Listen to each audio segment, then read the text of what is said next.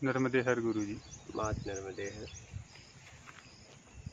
आपका कहाँ से आना हुआ, क्या नाम है, किस उद्देश्य को लेके आए हैं और कैसे यहाँ का पता मिला, वो आप बोलिएगा। मेरा नाम मुकेश है गुरुदेव। मैं दिल्ली शहर से आया हूँ और प्रवचन तो बस सुनता ही था, सुनता रहता हूँ। तो सुनते सुनते ही आपका भी एक वीडियो आया, तो सोचा मैंने कि लोगों ने बुद्ध को देखा, महावीर को देखा, कबीर को देखा, तो आज के टाइम के लिए तो हमारे लिए आप ही बुद्ध हो। तो आपके दर्शन पाने के लिए आया और उम्मीद है कि मुझे भी मेरे प्रश्न के उत्तर मिलें और मैं भी अपने एक रास्ते का चुनाव करूँ और उस पर चलने का प्रयास करूँ। क्या मेरी स्थिति, क्या मेरे लिए ठीक है, यही मैं जानने के लिए आपके पास हूँ। यहाँ का पता कैसे मिला? यहाँ का पता मैंने बोला आपको, ऐसे ही आध्यात्मिक वीडियो देखता था और कुछ अंदर से प्रश्न उठते थे। मतलब काम तो कर रहा हूँ, घर परिवार में रहता हूँ, पता नहीं क्या एक अजीब सी बेचैनी सी है। घर से बाहर निकलता हूँ तो सब ठीक है, करता हूँ, घर भी अच्छा लगता है, घर के लोग भी अच्छा लगते हैं, परंतु सब काम काज करके जब वापस घर पे आता हूँ तो वही सब बदल जाते हैं, वही अशांत हो जाता है मन। क्या करूँ, क्या इनके लिए करूँ, क्या अपने लिए करूँ, कुछ समझ में नहीं आ रहा। कुछ पक्का भी नहीं कर पा रहा हूँ कि मैं संन्यास, मन तो मेरा संन्यास क्यों लें। मतलब ऐसा क्या जीवन में हमें क्या चाहिए जो हम इसको लेना चाहिए या जानना चाहिए। मतलब बात मन में तो है मगर जबान पे आती नहीं है, कैसे उस चीज़ से मैं बहुत जूझ रहा हूँ। संसार में काम करता हूँ मगर बिल्कुल भी बेमन से, मतलब कोई रुचि नहीं है। काम इसलिए करता हूँ कि घर में माँ बाप हैं, ठीक है, अब उनके लिए तो करना ही पड़ेगा, खैर अपने लिए नहीं। और यही था, बाकी कुछ व्यक्तिगत भी पूछ सकता हूँ आपसे। हाँ हाँ, हो सकता है मैं इनके सामने हाँ हाँ, एकदम एकदम पूछ सकते ना हैं। पूरा बोल पाऊँ तो उसके लिए एकदम पूछ सकते हैं। तो आपने जैसे सत्संग सुना तो कुछ उसमें समझ में बातें आई? जी बिल्कुल, कोई विडम्बना नहीं, जो सत्य है वही कहा, जो सुनते आया हूँ, जो इनको समझते आया हूँ, देखते आया हूँ। सच में जो आडंबर लोग करते हैं ये तो मुझे पता ही है, ये तो बेकार की बात है, ऐसे कुछ नहीं। जो अपने आप को जान चुका होगा वो ऐसा काम करता ही नहीं है, बिना किसी को नुकसान पहुँचाए किसी को, और जो जहाँ है वहीं से उसका रास्ता बता दे, वो नहीं है। ये तो समझ में आए। तो ऐसे ही आया हूँ दर्शन के लिए, देखो मेरा क्या रास्ता है। नहीं, एकदम आराम से यहाँ रहिए और अपने आत्मिक कल्याण के लिए प्रयास करिए। अपने कल्याण के लिए ही आना हो रहा है, अपना भी कर लूँ और मैं जिनसे जुड़ा हूँ, मेरे घर है, जो भी है, एक संसार जो मेरे काम आए, मैं तो उन सभी का कल्याण चाहता हूँ, हो सबका हो, ना कुछ छूटे ना कुछ ना पकड़ाए। कुछ बचे जी। इस स्थिति में जीना है, ऐसी स्थिति होए, इस स्थिति में जीना है कि ना कुछ छोड़ो और ना कुछ पकड़ो, क्योंकि छोड़े तो भी बंधन, पकड़े तो भी बंधन। क्या हर स्थिति में बंधन ही बंधन। इसलिए समभाव समदृष्टि में आओ और किस तरीके से अपना आत्मिक कल्याण हो वो आप समझो, क्योंकि किसी के समझने से, किसी के कल्याण से आपका कल्याण नहीं होगा। बात समझ रहे हैं? अगर कहीं जाना है तो किसी और को पता मालूम है तो यात्रा आप नहीं कर सकते, ये अकेले की यात्रा है, पता आपको मालूम होना चाहिए। ज़्यादातर क्या हो रहा है, आज लोग आश्वासन दे रहे हैं कि चलो मैं तुम्हें तार दूंगा, मैं तुम्हें पहुंचा दूंगा, और लोग इस आश्वासन में उनके पीछे घूम रहे हैं। लेकिन ऐसा हो ही नहीं सकता। ऐसा होता इस पृथ्वी पर इतने संत महापुरुष आए, भगवान आए, वो सबको तार देते, एक को भी छोड़ते नहीं। ये कर्म भूमि है। यहाँ पे आप ही हो अपने आप को तार सकते हो, आप ही हो अपने आप को भटका सकते हो। कर्ता का अधिकार दिया गया है, ना तो कोई किसी को भटका सकता है ना तो पहुंचा सकता है। आप प्रयास करोगे भटकने के लिए तो भी लोग मदद करेंगे, और आप पहुंचने के लिए करोगे तो भी लोग मदद करेंगे। आप समझ रहे हैं? रास्ता तो स्वयं का ही है, तो स्वयं चुनाव आपको करना पड़ेगा। आपको सेवा के रूप में, मदद के रूप में आपको कई लोग मिल जाएंगे। जैसे आप यहाँ आए, देखिए कैसे उन्होंने बिल्कुल जी, बिल्कुल। आपको यहाँ तक छोड़ दिया। आपको भरोसा भी नहीं था, पता नहीं कहाँ लेके जा रहे हैं। हाँ, भरोसा नहीं था कहाँ लेके जाएंगे। सच में भरोसा नहीं था। मैंने तो इंदौर, जब मैं ट्रेन से रात को मैं 2 बजे मेरे को ट्रेन ने छोड़ा, और अब यहाँ तक तो पहुँचे। अब जिस नंबर पर फ़ोन किया, आप सुबह के 2 बजे तो फ़ोन नहीं कर सकते उसको, तो 5 बजे तक का वेट किया। पहले पूछा कि पहले बस स्टैंड का, तो बस स्टैंड गया तो वहाँ पे जो नाम बताया तो उस नाम को पहले तो कोई जाना नहीं। अच्छा, तो एक नाम और बताया कि टिकरी, टिकरी नाम का बताया। हाँ, तो वहाँ से पूछा तो हाँ, तो सामने बस खड़ी है।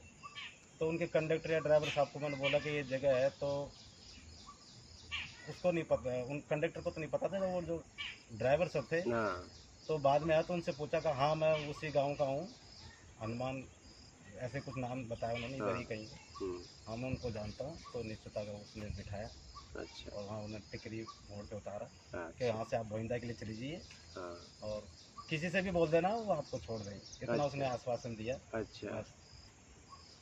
पैदल ही चल पड़ा था मैं, काफ़ी 1-8 किलोमीटर तो आगे आ चुका था। फिर एक स्कूल बस वाले आए, तो देखा उन्होंने, खाली तो हाथ दिया, रोक दिए। कहाँ तक जाओगे? मोहनदा तक। बैठो, जहाँ तक चली जाओ। तो बच्चों को पिकअप करते हुए तो उन्होंने बस 1 किलोमीटर पहले ही उन्होंने छोड़ा। फिर वहाँ से ये हनुमान मंदिर जी है, वहाँ तक वहाँ चल ही जाते थे, उतने में ये साहब मिल गए। हाँ, फिर वहाँ से उनको बोला कि चलो बैठो। तो वही, ये क्षेत्र अपने आप में है, ये जगह अपने आप में है। इसीलिए मैंने यहाँ पे कुटिया का निर्माण किया है कि आने वाले साधकों को यहाँ के लोग खुद मदद करते हैं। बस आप साधना करो। यहाँ का भाव ऐसा है, इतना मानवता है यहाँ पे। आपको लगेगा नहीं कि मैं अनजान लोगों से मिल रहा हूँ, क्या इतना अपनत्व है यहाँ के लोगों में। हाँ, यहाँ के वातावरण में अजीब शांति एकदम। मतलब यहाँ के लोग ऐसे हैं कि आपको ये नहीं लगेगा कि मैं एक अनजान व्यक्ति से मिल रहा हूँ। इतने सज्जन हैं लोग। एक महिला भी आ जाए तो उसे माँ की तरह लोग देखते हैं, इस क्षेत्र के लोग, निमाड़।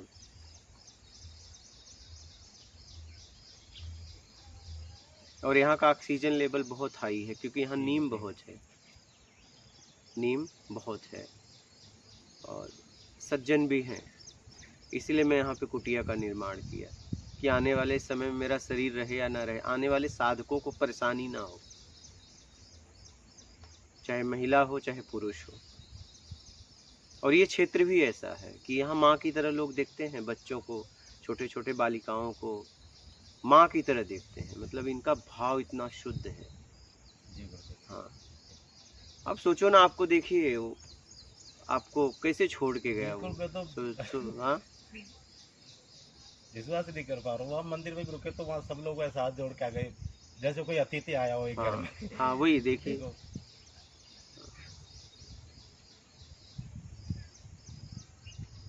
बहुत अच्छा लगा। बहुत बहुत। यहाँ पे भी आप लोगों के लिए ये व्यवस्था दी गई है। भोजन रहना निःशुल्क है, आप जब से चाहे तब तक रहो, अपने आत्मिक कल्याण के लिए काम करो। समझो, भोजन रहना, खाना होता रहेगा, बस सबसे ज़रूरी वही, बस एक आत्मा का वो जो भोजन है, जिसको क्या चाहिए बस वो मिल जाए, चाहे दुनिया का फिर वो कुछ तो मिले चाहे ना उसके मिले। साथ क्या है, इस शरीर को साधन को चलाने के लिए भी चाहिए। तो वो क्या है, भोजन अगर मुझे सात्विक ईमानदारी का मिले तो ये आत्मिक कल्याण में और सहायता मिलती है। जैसा खाओगे न वैसा होगा मन। तो क्योंकि रहना और भोजन तो चाहिए ये शरीर को साधन के लिए, बस वो ईमानदारी का हो, सात्विक भोजन हो। सात्विक का मतलब होता है कि ईमानदारी का हो, किसी का छीना हुआ ना हो, बेईमानी का ना हो। अगर ऐसा अन्न खा के साधना करोगे तो आप भ्रष्ट हो जाओगे, साधना का स्तर उठेगा ही नहीं। तो यहाँ भोजन की व्यवस्था एकदम सात्विक है। यहाँ पे एक एक अनाज एकदम ईमानदारी से आता है। बात समझ रहे हैं? किसी को कामनाओं का आश्वासन दे के नहीं आता कि आप भेजो और आपका कामना पूरा होगा। यहाँ पे एकदम शुद्ध शुद्ध पूरी तरह शुद्धता है यहाँ पे।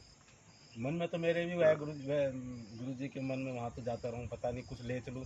गुरु जी ने सख्त मना किया, वो बताकर मैं ले जाऊंगा तो फिर ये मेरा अहंकार भी हो जाएगा। मतलब बस मैं तो लोगों को कहा आप आइए, और आप आइए यहाँ की व्यवस्था का उपयोग करिए और यहाँ की व्यवस्था में जियो, फिर देखो कैसे आत्मिक शांति आपको मिलती है। क्योंकि मुझे पता है कि यहाँ का कड़ ईमानदारी से बन रहा है। क्या यहाँ का एक एक अन्न ईमानदारी का है, और वो खा के आपको एकदम शांति का एहसास होगा। आप मतलब खुद फील करोगे।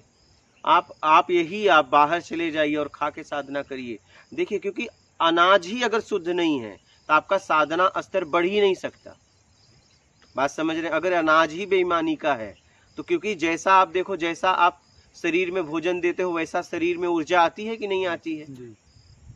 ईमानदारी हो चाहे तो बहुत दूर की बात है, अगर हम गुस्से से भोजन भी पका लेते हैं, एकदम पका देते हैं, वो ही इतना, वो भी उसमें भाव आ जाता जो है। तरंगे जो है वो एकदम तो पता नहीं क्या बना दिया, क्या भोजन वही है, भले ही ईमानदारी को, मगर कैसे बनाया वो उसका भी। तो यहाँ पे मैंने साधकों के लिए एकदम शुद्धता रखी है, एकदम पूरी तरह शुद्धता, पवित्रता